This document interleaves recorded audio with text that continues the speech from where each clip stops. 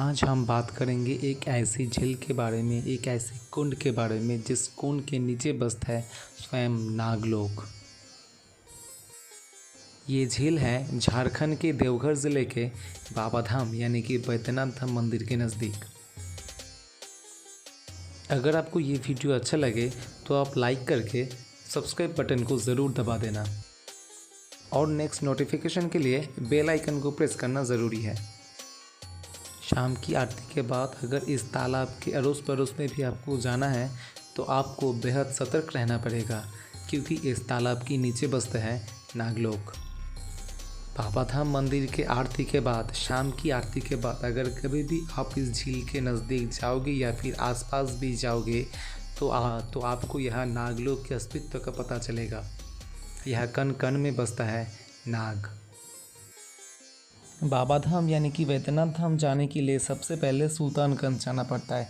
सुल्तानगंज का जो उत्तरमुखी गंगा है वहाँ से पानी लेके नहा के फिर बाबा के लिए पानी लेके बाबा धाम की ओर जाना पड़ता है बाबा की पूजा के लिए। तो हम लोग रहते हैं सिलीगुड़ी में। हम लोग पहले दिन यानी कि डे 1 में सिलीगुड़ी से निकल पड़े थे सुल्तानगंज के लिए। हम लोग जब सुल्तानगंज पहुँचे तब रात हो चुका था, रात के 12 या 12:30 बज चुका था। उस रात को हम लोग रुक गए सुल्तानगंज में। सुल्तानगंज में हमारा जो धर्मशाला था वहाँ से गंगा का घाट पैदल चलने में 10 या 15 मिनट लगता था। अगले दिन सुबह हम लोग पैदल ही हमारे धर्मशाला से गंगा घाट तक चले गए और वहाँ जाके नहा के बाबा के लिए पानी लेके फिर धर्मशाला लौट आए। और धर्मशाला लौटने के बाद हम लोग पैकिंग करके सब बाबा धाम यानी कि बैद्यनाथ धाम पहुंच गए। हम लोग जब बाबा धाम पहुँचे तब 12:30 या फिर 1 बज चुका था। हम लोग बाबा धाम पहुँच के हमारा सामान लेके, सब पानी लेके, बाबा के लिए पूजा का सभी सामान लेके हमारा बाबा धाम का जो धर्मशाला था वहाँ पे चले गए। बाबा के मंदिर का जो ध्वजा था वो चेंज करने का एक अनोखा वीडियो आपके लिए। धर्मशाला में पहुँचने के बाद हम लोग तुरंत तैयार होकर मंदिर चले गए। बाबा धाम का जो धर्मशाला था और वहाँ से मंदिर का डिस्टेंस बहुत ही कम था। पैदल चलने में 2 या 3 मिनट लगता था, बहुत ही नज़दीक था। तो ये पूजा कुछ स्पेशल था। मेरे भांजा का वहाँ पे बाल देने का एक मन्नत किया हुआ था। 18 महीना होने से बाबा के चरणों में उसका बाल समर्पित किया जाएगा, यही मन्नत था। तो जब उसका 18 महीना हो गया तो हम लोग उसी मन्नत को पूरा करने बाबा धाम गए थे। मंदिर पहुंचने के बाद मुंडन का जो सभी क्रियाक्रम था, रीति नीति था, वो सब करते करते उसके बाद बाबा की पूजा और आरती करते करते लगभग शाम हो चुका था। अभी तक मुझे उस झील के बारे में, उस कुंड के बारे में कुछ भी नहीं पता था। मैं तो पहले ही बताया कि पूजा ख़त्म होते होते शाम हो चुका था। तो जब पूजा ख़त्म हुआ तो हम लोग दिन भर उपवास थे और बहुत भूख भी लगा था। तो पूजा ख़त्म होते ही हम लोग जल्दी से धर्मशाला लौट आए और हमारा दोपहर का जो भी खाना था वो हम लोग खाना खा के थोड़ा रेस्ट ले लिया। और शाम की रेस्ट लेने के बाद उस दिन हम लोग मंदिर पे नहीं गए। तो हम लोगों ने पहला दिन का जो मंदिर दर्शन था, पूजा ख़त्म होने के बाद हम लोग मंदिर में शाम का आरती देखने नहीं गए। और हम लोग रेस्ट लेने के बाद मंदिर के बाहर और धर्मशाला के बाहर जो मार्केट था, लोकल मार्केट, वहाँ पे घूमने लगे। लोकल मार्केट घूमने के बाद रात की खाना खा के फिर हम लोग सो गए।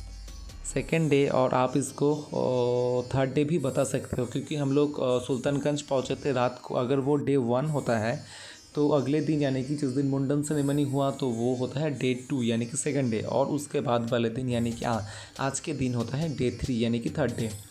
तो थर्ड डे हमारा जो प्लानिंग था, हम लोग सबसे पहले बाबा धाम का जो धर्मशाला था वहाँ से नहा के फ्रेश होके बासुकीनाथ के लिए पानी लेके बासुकीनाथ मंदिर चले जाएंगे। उसके बाद वहाँ से लौटते वक्त चित्रकूट पहाड़ और तपोवन घूम के बाबा धाम का जो धर्मशाला था वहाँ पे लौट आएंगे। तो हमारा जो प्लानिंग था उस मुताबिक हम लोग सुबह सुबह नहा के निकल गए थे बासुकीनाथ के लिए। और बासुकीनाथ मंदिर में पूजा देने के बाद तपोवन और त्रिकूट पहाड़ घूम के हम लोग शाम में लौट आए बाबा धाम का जो धर्मशाला था वहाँ पे। और बाबा धाम धर्मशाला में लौटने के बाद थोड़ा फ्रेश होकर हम लोग निकल गए बाबा धाम का जो शाम का जो आरती होता है वो देखने के लिए। बाबा धाम यानी कि बैद्यनाथ धाम में जो भी दर्शनार्थी रहते हैं यानी कि जो भी श्रद्धालु वहाँ पे रहते हैं, जाते हैं बाबा की पूजा के लिए, अगर वो शाम में वहाँ पे रुकते हैं तो वो बाबा का आरती देखने मंदिर कंपाउंड में ज़रूर आता है। और यहाँ पे और एक बात मैं कहना चाहता हूँ कि गर्भ गुहा में इतना भीड़ होता है कि सब बाबा की आरती देखने गर्भ गुहा के अंदर जा नहीं पाते, पहुँच नहीं पाते हैं। तो इसलिए मंदिर कमेटी ने एक बड़ा LED स्क्रीन लगा दिया है मंदिर कंपाउंड के अंदर, ताकि बाबा का जो आरती हो रहा है मंदिर के अंदर गर्भगुहा में, वो मंदिर कंपाउंड के अंदर उपस्थित सभी दर्शनार्थी श्रद्धालु वो देख पाए, इसलिए एक बड़ा एलईडी स्क्रीन लगा हुआ है। एलईडी स्क्रीन में हम लोग जब आरती देख रहे थे, वो देखने के बाद हम लोग मंदिर के बाहर का जो चारों ओर का जो नज़ारा था वो देखने के लिए मंदिर के बाहर आ गए। तभी हमें इस झील के बारे में पता चला। बाबाधाम मंदिर के बहुत ही नज़दीक ये झील है और स्थानीय लोगों के मान्यता के अनुसार इस झील के अंदर, यानी कि इस झील के पानी के नीचे है नागलोक। हर दिन शाम में जब बाबा की आरती होता है, तब पानी के नीचे से ये नाग जो भी हैं सांप, वो पानी के ऊपर आते हैं और शाम की आरती का अभिवादन लेते हैं, स्वीकार करते हैं। आप लोग अगर कभी बाबा धाम आते हो, बाबा वैद्यनाथ धाम आते हो, तो आप इस झील का दर्शन ज़रूर करना।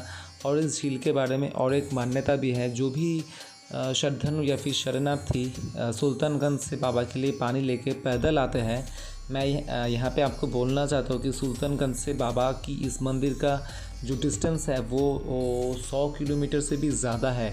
तो सुल्तानगंज से पानी लेने के बाद जो भी शरणार्थी या फिर जो भी श्रद्धालु यहाँ पे पैदल आते हैं, तो उनका पैरों में या फिर शरीर में बहुत दर्द होता है। इतना दूर रास्ता तय करने के बाद, पैदल चलने के बाद शरीर में दर्द होता है। तो बाबा की मंदिर में पूजा करने से पहले इस झील से नहा कर जो भी श्रद्धालु बाबा के पूजा करते हैं, उसका जो दर्द होता है पैर का या फिर शरीर का जो दर्द होता है, वो तुरंत चले जाते हैं। ये एक मान्यता है। मैंने तो पैदल चल के गया नहीं, मैं गाड़ी में गया था, तो इस विषय में मुझे मालूम नहीं, मैं खुद ये एक्सपीरियंस नहीं कर पाया। हम लोग होटल में रुके, धर्मशाला में रुके और वहाँ से नहा के बाबा के लिए जो पानी था वो बाबा को निवेदन किया।